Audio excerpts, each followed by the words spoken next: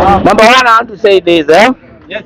Freedom is never free, Number two, let nobody discourage you from trying to free yourself from the slave masters, Mtu asikuje kukwambia at the winning odds. Yes. Those winning odds were told to even Dedan Kimathi and the likes of Akina Thomas Sankara. Exactly. Wajua kwa nini nasema hivyo? It is quite unfortunate that Africans are still pegging their ambitions and their hopes on the leaders who are oppressing them. And now we feel that everything is okay. Nothing is okay. If you are here supporting William Ruto, please do so, but don't discourage Kenyans from trying. This journey is going to take us so many years, but we have to begin today. If you are fearful enough, go ahead and support William Ruto.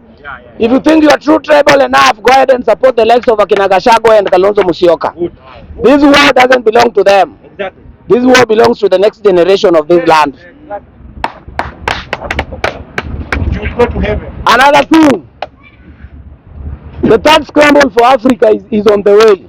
Right now, as we are speaking, Nigeria is at war. We know that. 2 weeks ago, Tanzania was at war, serious war. Wamekataa kuonyesha kwa news. Congo is worse. Sudan is much worse more than what is happening in Gaza. But do you know why they don't say so? We bado uko hapo unapiga kelele at William Ruto, William Ruto. If you are not careful, 2027, they are going to fight us with guns and they are going to give normal citizens guns to fight you if you are against the government. That is exactly what is going to happen. Not unless you don't read the picture of what is happening in Tanzania.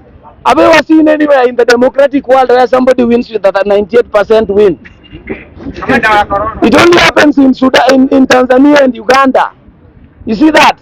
If you are not careful, that is exactly what is going to happen in Kenya, and there's nothing we will do about it. Why? Because some people, excuse me, just listen to me.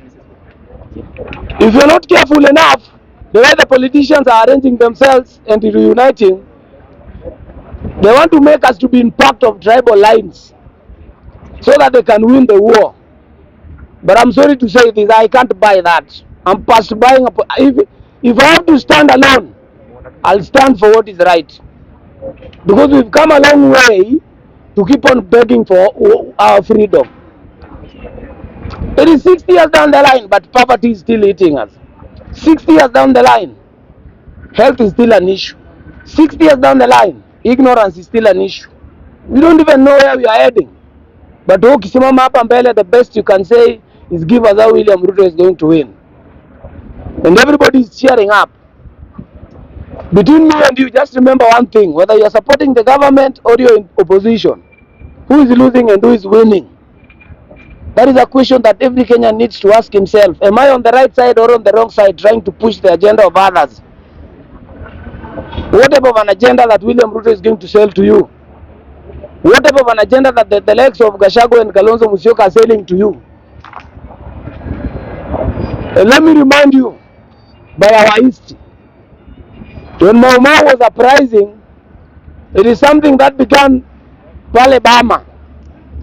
It never began with everyone, but in the long run, it became a force.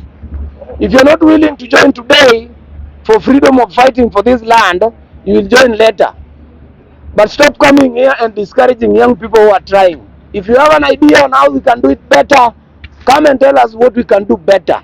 If you don't have an idea on how we can do it better, you better shut up and keep silent, because you're part of the problem.